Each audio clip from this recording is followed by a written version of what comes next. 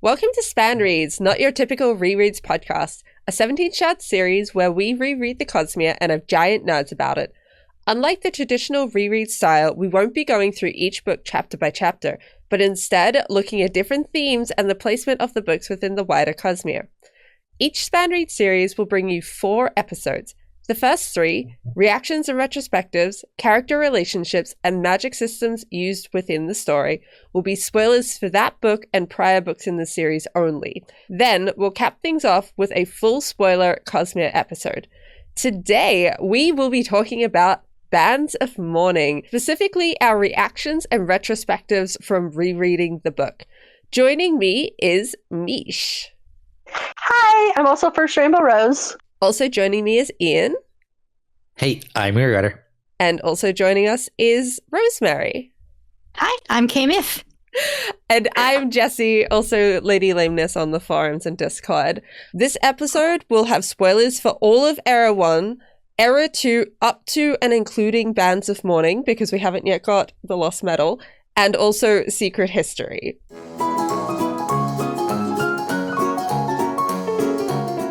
Bands of Mourning. The prologue kicks off with a flashback to Wax's youth, where he and his sister are living in the terrace village. Is Telson a terrace name? I don't know. Wax gets 2 names, his sister only gets 1. Yeah. And Wax is, to nobody's surprise, an angsty teenager with a budding lawful good alignment. His sister and a couple of friends sneak out. He starts to tag along, but then doesn't, and instead goes to snoop on Grandma V, gets caught, gets in trouble, and gets sent to his room. Like you do. Later, he sneaks out and catches an arsonist / would-be murderer, nearly dies, and gets kicked out of the village for the cardinal sin of proving the synod wrong. Up to present day, Wax is participating in a police raid on the morning of his wedding, because of course he is. He shows up late, but not as late as Steris planned for, because Steris is a bamf. Wax, however, is still problems because he's not over Lessie's second death. Luckily for him, Wayne is a dipstick and arranged to have a nearby water tower fall on the church. Because what else are you going to do, apparently? Marcy finds Wayne. Sadly, she doesn't smack him upside the head. Happily, though, she does talk some sense into him in regards to his eternal stalkage of Renette. And then Vendel arrives, and there's an epic quest! Exposition! Save a Kandra by finding his missing spike! Magical artifact! Yay! Adventure time! Oh, right, and Wax already said no on account of still being royally pissed at Harmony, so maybe Marcy could help instead?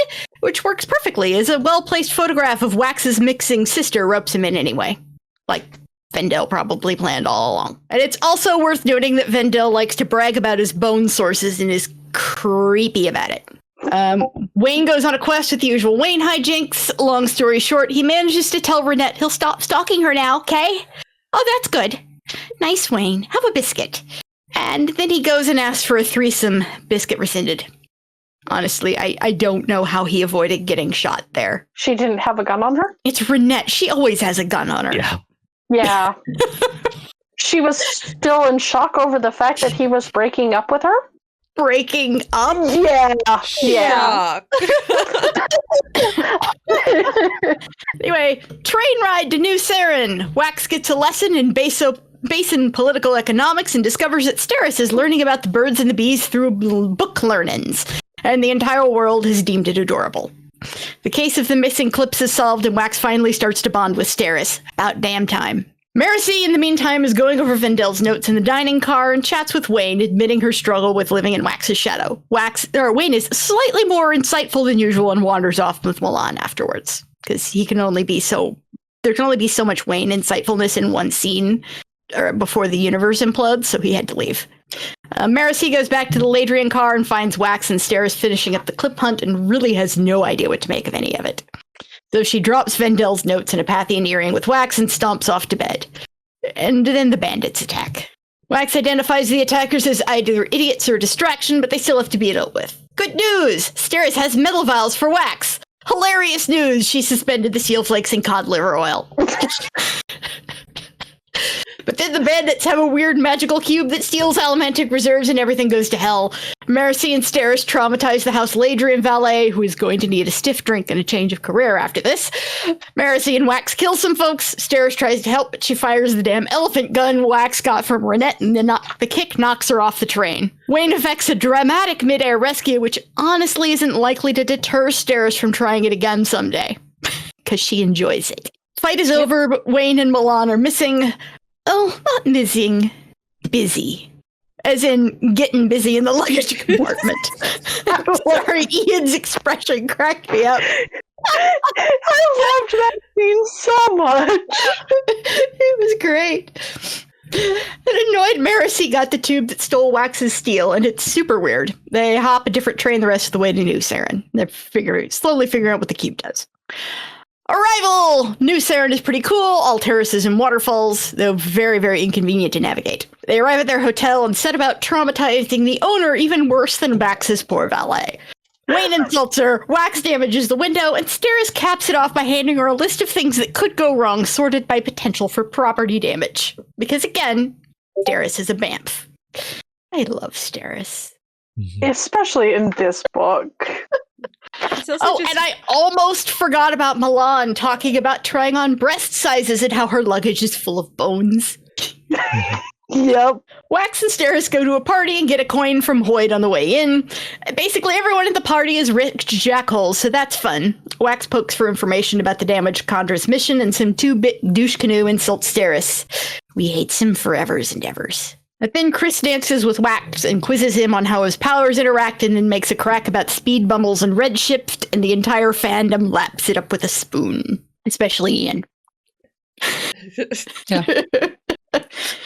Steris gives Wax some pep talking, and he finally squeezes out some useful information, then turns around and deliberately lets slip to the hostess that he's onto her. Wax needs a distraction to slip out, so Steris induces vomiting. Wax snoops. He thinks he's found Edwarn, but nope, someone finally invented that radio Harmony was on about the last book. Unhappy, not fun Waxliam is taunted and then framed for murder. Milan shows up to bail him out, and they get a nifty full-up gold mine from a good roll on the random treasure table. Meanwhile, Marcy and Wax visit a bank and then go grave robbing. It seems to go well at first, but then they get shot and realize the spike is already gone. They follow the money and, through Wayne shenanigans, scare the living crud out of the taxidermist who sent the spike on, and they get a location out of him. Everyone meets up back at the hotel, and it's time to hightail it out of town before the constables show up. Framed for Murder is on page 17 of Steris' packet. On the way to Dulcing, they test the Allomancy cube and figure out that the gold metal mine is unkeyed. Then they get to town, sneak in, and find a bunch of scientists in a big old ship. Marcy finds a monster that turns out to be a foreign dude in a mask and gets the missing Condor spike, and Wax finds his sister! Yay! Telson is saved. There's a grand escape sequence. Mask dude, Alec, gets them to an airship skiff, but Marasi is shot the process. Sorry, Marcy.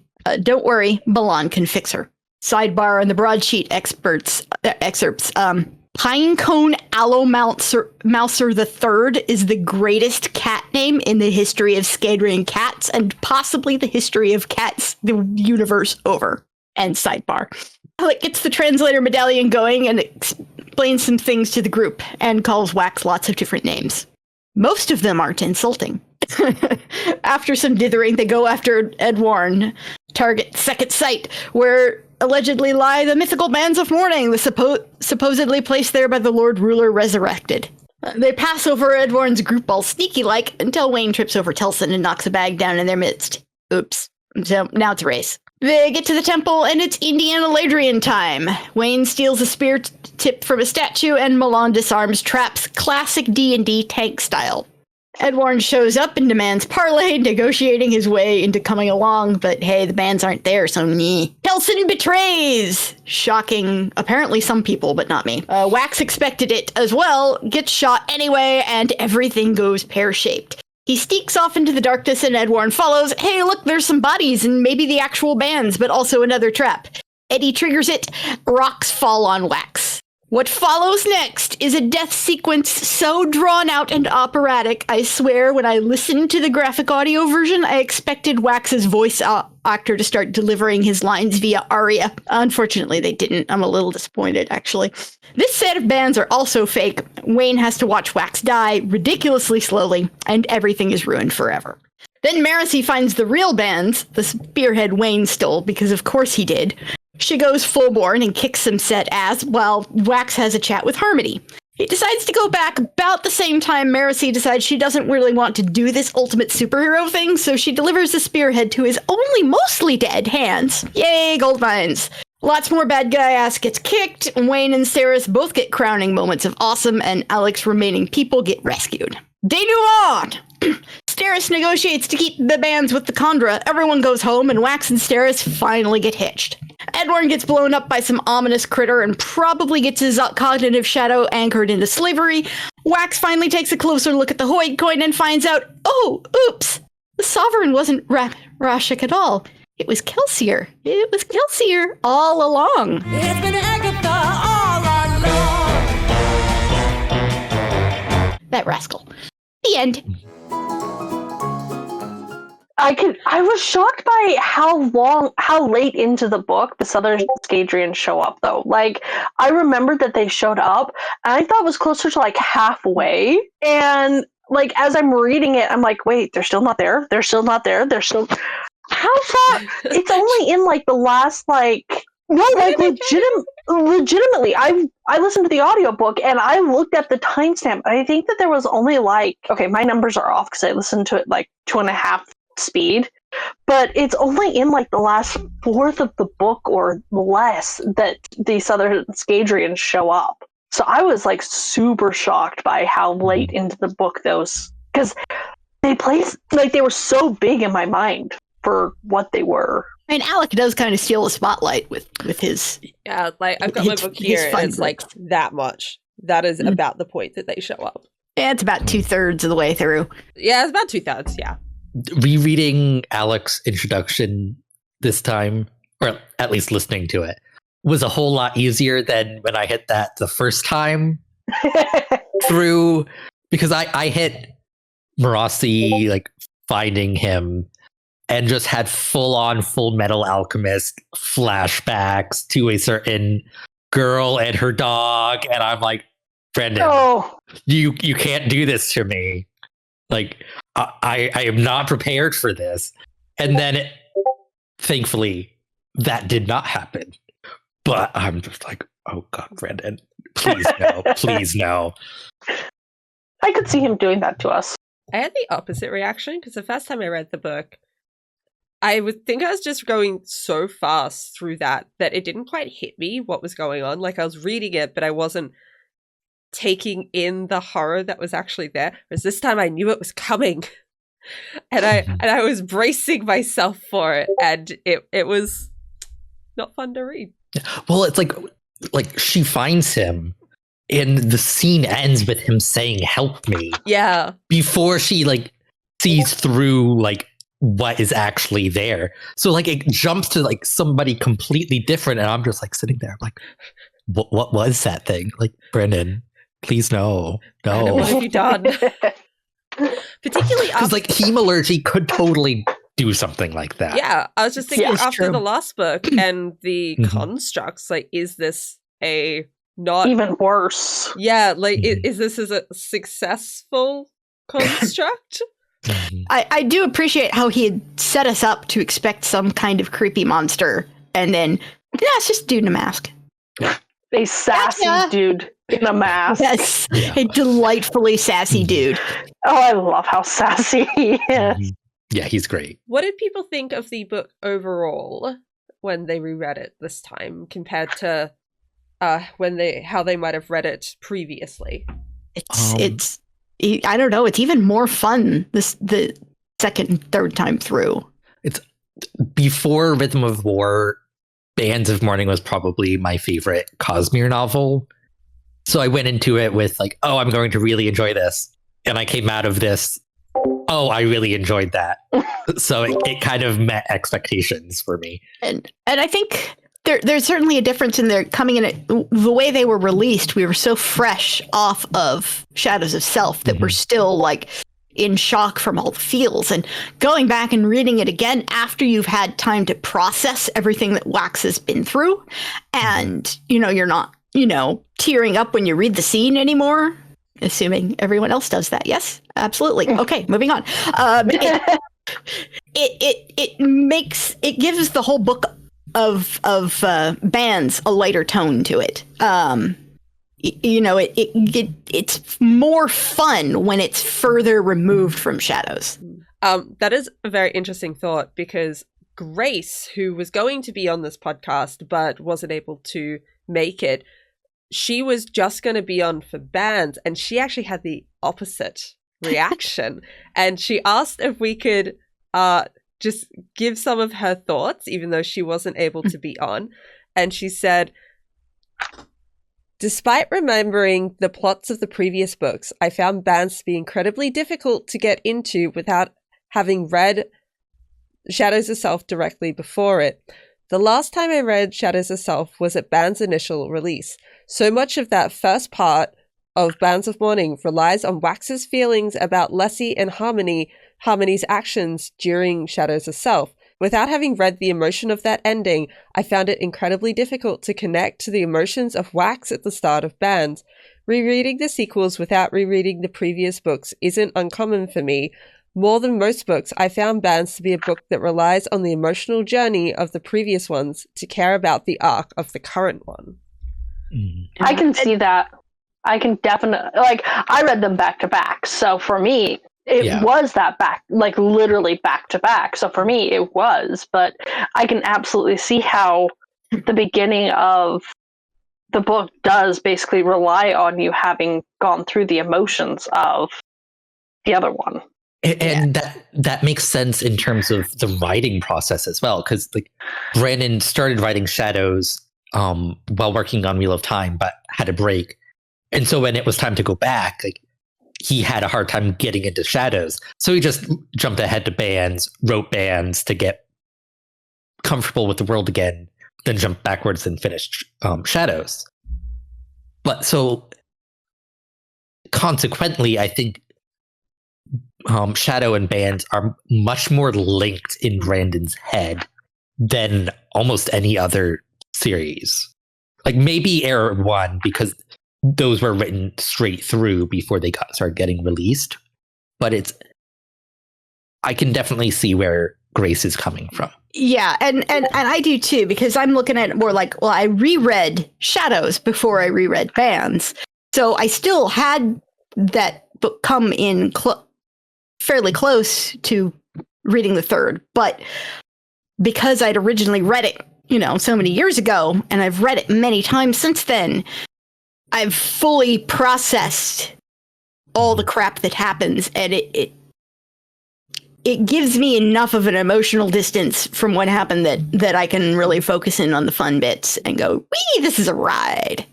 Mm-hmm. And I think I actually have a different perspective to all of the ones that have been talked about so far, because I did just read Shadows and I struggled to read Bands. It took me probably 2/3 of the book before I could get into it, and I really was not enjoying it for a lot of the book, and I don't know why, but it just felt a bit bogged down to me, and it wasn't getting to the enjoyable bits. There was all this setup that had to happen to get to the enjoyable bits, and I just wanted to get past the setup. I wasn't enjoying it. So it wasn't until they make it to Delsing and the warehouse that I even started enjoying the book. There were bits and pieces of it. I'm yeah, this is always a fun scene.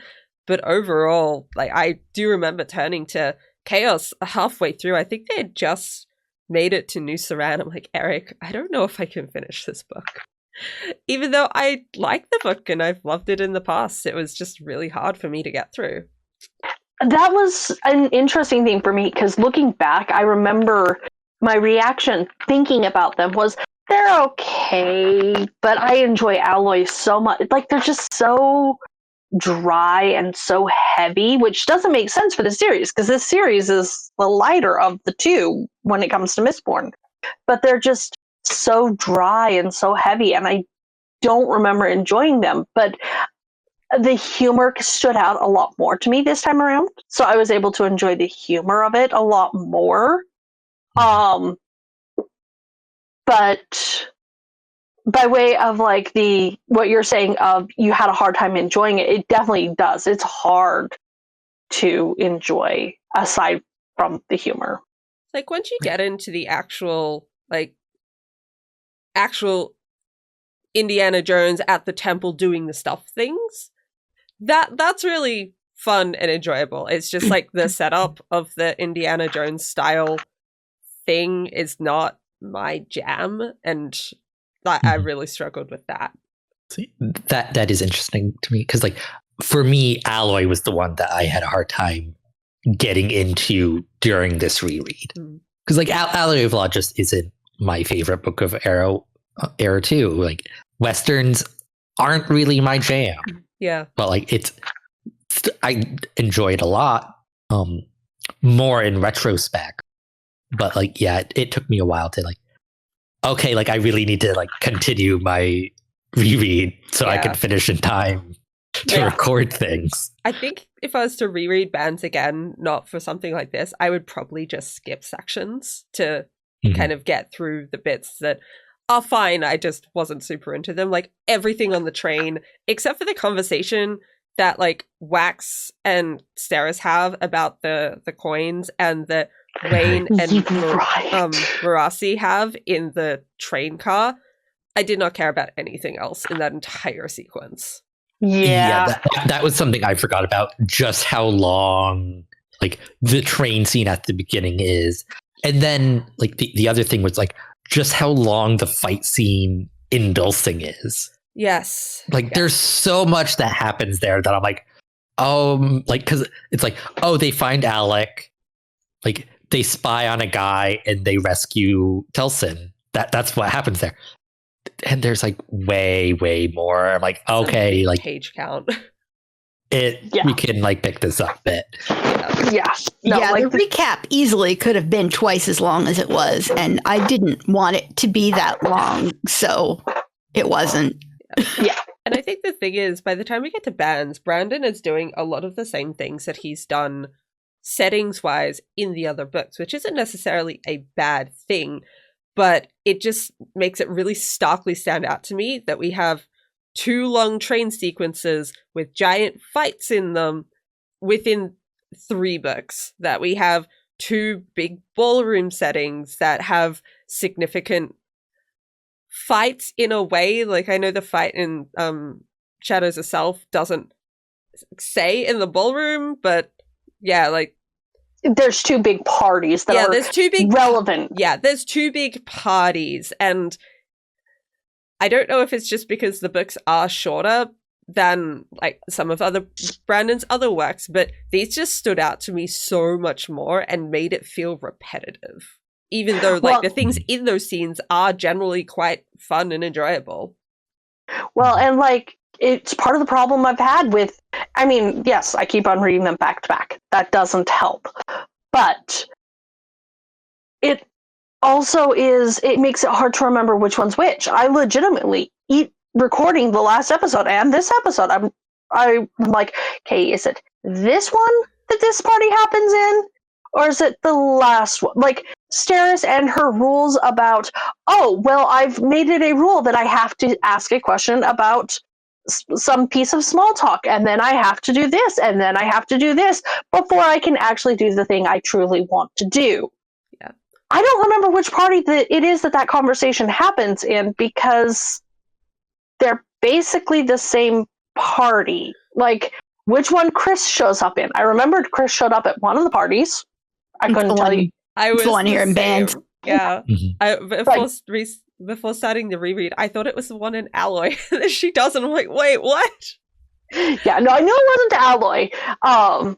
I'm maybe a bit more familiar with that party than I should be. But anyway, you're exactly as familiar with that party as you should be, because that was your wedding. I'm not vain, I promise.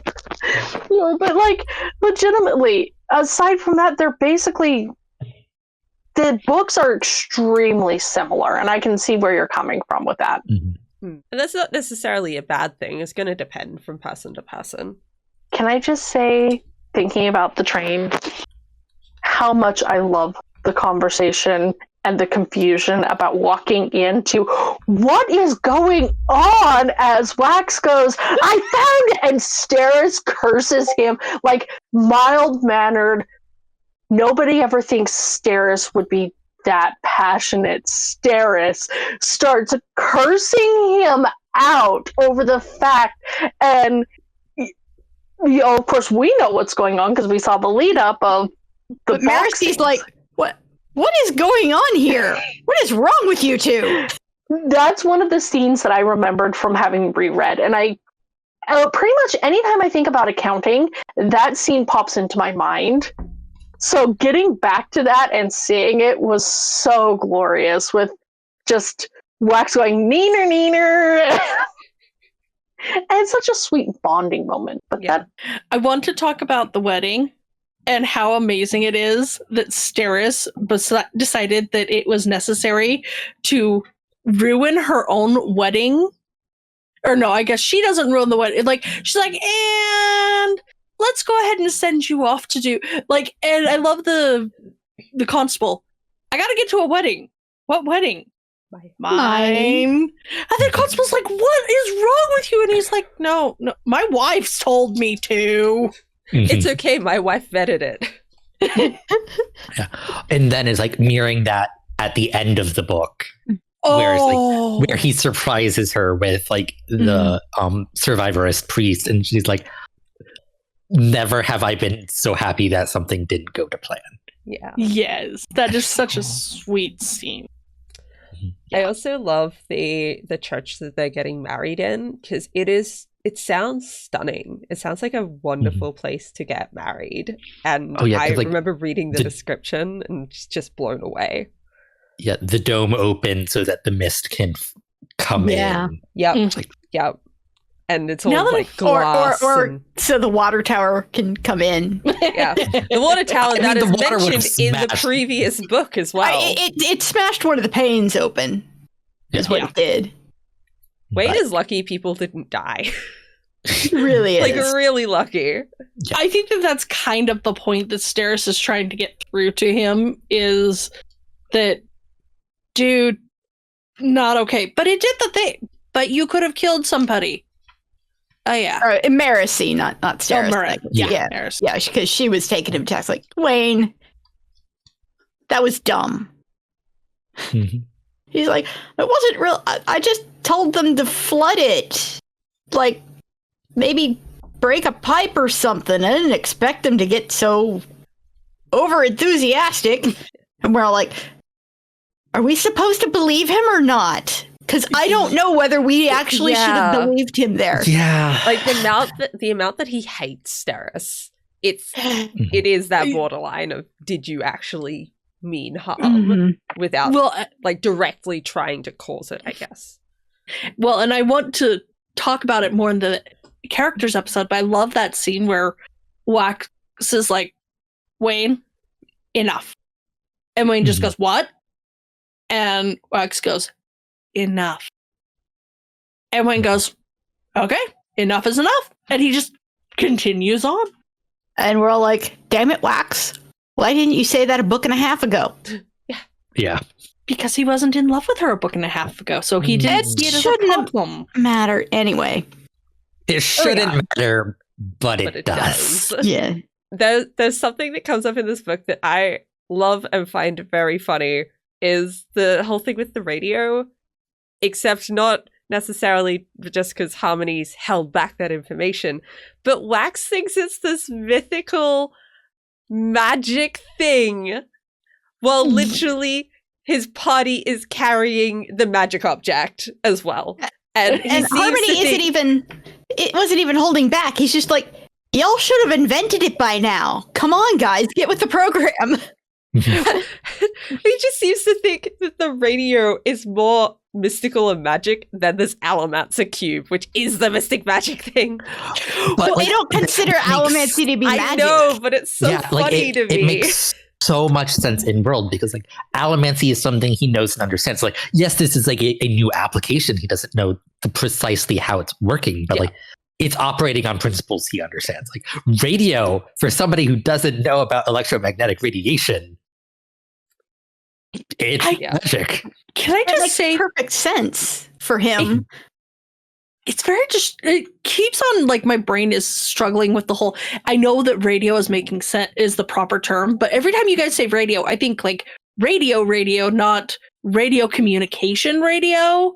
And I'm like, no, it's not a radio. It's like a not telephone. Dang it. It's the same principle, essentially. Yeah, it's a walkie-talkie. But, yeah, so it makes perfect sense, though, for Wax, because he doesn't trust vehicles either. He doesn't... He's stick in the mud when it comes to technology. And he's like, give me a horse and a carriage and none of this fancy car nonsense. Yeah, of course he's going to look at the weird new technological device and think it's magic. It's interesting as well because he is not an inventor, but like he's the metallurgist. So it's not like he is completely pulled back from sciences. He's just so stuck in specific ones and doesn't want to look at other ones at all. And I'm sure if someone sat him down and explained to him how it worked to the point where he could actually understand it, he'd be like, oh, I guess it's not so bad. But I'm sure Marasi's probably tried. Yeah, but he has to actually be willing to do it. Yeah. By the time we get to... Well, because at this point in the series, they haven't. But I'm sure that by the time we hit Lost Metal, it's going to be a no, Wax. You don't get to say that it's useless just because you don't like it. Either that or she's written him off as a lost hope, and it's just like, whatever, he's going to do his thing. I'm going to keep on forcing him to use technology, and somewhere in the middle, it'll all work out. Grumpy old man Wax.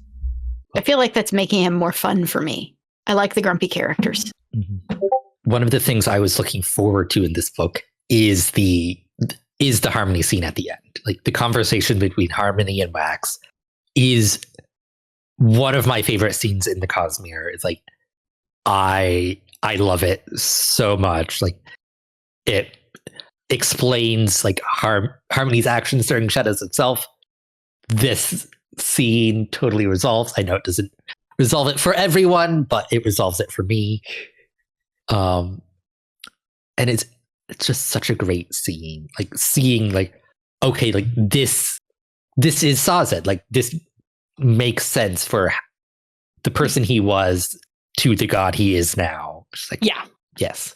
And it's like, it really is the only case of a living shard in the Cosmere acting like God to somebody. Like he's doing his job for Wax in that moment. Like he's like acting as like, I am the god of these people. I'm going to act like it. Like he refers to it like showing up to people when they die as his most sacred duty. And I'm like, yes, all the other shards suck. Except, I find that interesting because that is also taken directly from Preservation, because Preservation did the same thing, which is interesting to me that he picks up that tradition directly from Preservation. Because I've read, at least done the audiobooks for Hero of Ages recently enough, and Secret History, that I swear it's almost exactly the same thing Preservation said to Kelsier. Is that it's his sacred duty to... Yeah. His most sacred duty to greet everyone as they die. Hopefully I didn't just merge those two things in my head. Hopefully, I don't know. I'm pretty sure Sazed says that thing to do. So. Yeah, like... Well, even if he didn't say it, I'm sure Sazed believes it. Well, and the question then becomes, is he doing that because, like, does he truly see? Is that Sazed or is that Preservation influencing Sazed? Or is it both? Because Sazed always had a strong measure of preservation to his personality. Yeah. Yeah, I could see it being both. And it's like it's something that Preservation as a force would probably push for, but Sazed would already do it himself. So there's no Yeah. pushing required because it's something that he's already willing to do. That makes sense. He picked up preservation and all the knowledge therein and like, oh, this is something that he used to do. This is a very good thing. This is I like something I will this continue idea. doing because I agree. Another thing that I wanted to say that I adore is the scene with the hotel woman. The hotel. And when they're first showing up. Oh, that poor woman. That She's just... That scene in the graphic audio is perfect in every It is. way. It is. Honestly, I now want to listen to the graphic audio just for that scene. I didn't even think about it, but that scene would be It is amazing. great. It is truly wonderful. The voice acting in that scene is on point. The humor in this book is just so on point. It is Mhm. amazing. I would really love to see artwork of that scene, but it's kind of just got a little bit of everyone doing their own little things, and it's maybe from like the corner of a room so you can see everyone. It's just a chaotic mess. Yeah, And it's it hard sounds to... incredible. It would be hard to do as a single art piece, like maybe an animated version of the scene. If someone Yeah. could do the animation to the graphic audio, that would be amazing. Oh, that would be so. That would But, be yeah. so cool. That would be because one hell of a fan project, though. Yeah. somebody who is in animation who needs a final project. Here's your final project. Get the graphic audio for that scene. Make an animation of the scene. Because actually, that scene stands pretty well on its own. If you don't know what's going on, Mhm. it's still kind of you don't need to know much about the characters. It's just this bunch of characters showing up at a hotel and saying all Making these the owners suffer. yeah, saying all these ridiculous things. Because it's from the owner's point of view, isn't it? No, can't it's. I remember think it's whose point of- Wayne's point of view, actually. Oh, okay. I just couldn't remember whose point of view it was. I think the only background knowledge that might cause some issues is the stuff with Milan. Yeah. But even But then, it'd be funny to watch the people Yeah. be confused by it. Yeah, because I mean, she just shows up at the end. Do these breasts work? Oh, my villains are here! Yay! It's like it's so bizarre that you're like, okay, I'll just accept it. Sure. I found the solution. No boobs at all. Mhm. Are you okay with that? I mean, I'm a chick sometimes, so I guess it makes sense for her to be a dude sometimes. That Wayne. is one section that really should earn Wayne some points. Is that he's just like, yeah, I'm cool with it. Doesn't bother me. Pan Wayne. There is one thing in this book that continues to drive me crazy. It's not so much a thing in the book as a thing that isn't in the book. It's like nobody ever thinks about. And I give Wax a pass for not doing this because his head isn't in the game most of the book. But why did it never occur to Marcy? Why did it never occur to the Chondro? Why did it never occur to Harmony? Frickin' exhume Miles' 100 lives and check his body for spikes. Yeah. Because what if whatever was influencing people, because they know that the set is linked to Trell, and that Lessie was linked to Trell and linked to the set. So what if Miles was not being given a power, but being affected? No one ever thinks to look. I mean, maybe it was a long shot, but it's not like, I'm sure it's not like they can't figure out where he's buried. Yeah, it's like I understand why Brandon didn't do it. Like from a writerly perspective, I understand why it didn't happen. Probably because Brandon, like, that's not an avenue Brandon like cares about for the investigation. Like it's not a thing. So he's like, yes, like they can check. There's not going to be anything there. So like, why waste the time with that? Well, because I would But if imagine there is something there. I would imagine that Miles was probably stripped completely and body cavity checked and everything for gold to make sure that They didn't even do But that they very already well. missed some of his gold mines anyway. If there was a spike that was completely embedded in his body to where nothing was sticking out, they wouldn't have found it. But once he's had a chance to rot for a while, Yeah, it'd be easier to find. it's one of those things where it's like, if that was an avenue that would have been helpful, Brandon would have included it. he didn't include it, ergo it wasn't something that was Man, useful that's for the some story. That is some meta thinking right there. Yeah, it's definitely like the writerly perspective of like, Yeah.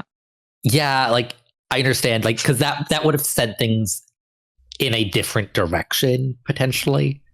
Granted, this might happen in Lost Metal, and That would be very Totally funny wrong, if like but- we pick up Lost Metal in the future and go, oh look. When we record that, Kaymyth will be like, I was right! And you'll get to have a little celebration Mhm. dance. And if I was wrong, I will never mention it again. What this comes across like right now is the D&D player and then the D&D dungeon master. Yeah. I had one thing that jumped out to me as just delightful because I think Wax is entirely wrong, but they're in New Saran when they first get there, and Marisai and Wax walk past this Alamantic juggler, and Wax is thinking about how it's such a waste of Alamantic powers, and no, it's not. That is amazing. That is a great use of powers, and I think he's wrong. Dude is doing what he loves and making money at it. He's Stop being using such a his judgmental resources. stick in the mud. Exactly. I remembered something else I wanted to mention: the lemon soda. Yes. Yes. Yeah, lemonade. Lemonade shows up Oh, in it's this fizzy. one. It's fizzy. No, it's lemon carbonated. soda. It's not lemonade. It's Uh, carbonated. They It's keep not calling lemonade it fizzy. according to the American definition of lemonade. Oh, I was fair. about to say.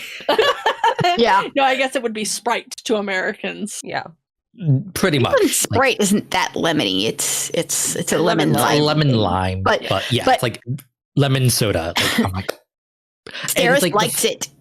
she likes it, but she won't admit she likes it. Oh, but she yeah. just keeps So turning, and like the level in the glass is lower and lower. I'm like, yes. It's so Isn't she cute. Still waxes at some point too. No, that was Wax's. Oh yeah. Mhm. She didn't have her own, and he didn't like it, and she just kept drinking it when he wasn't looking.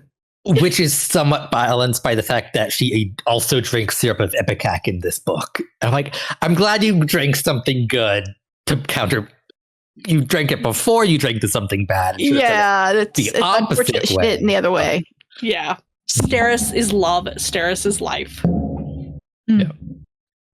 Steris gets better in every book, and I cannot wait to see what she's up to in the Lost Metal, because this is going to be good.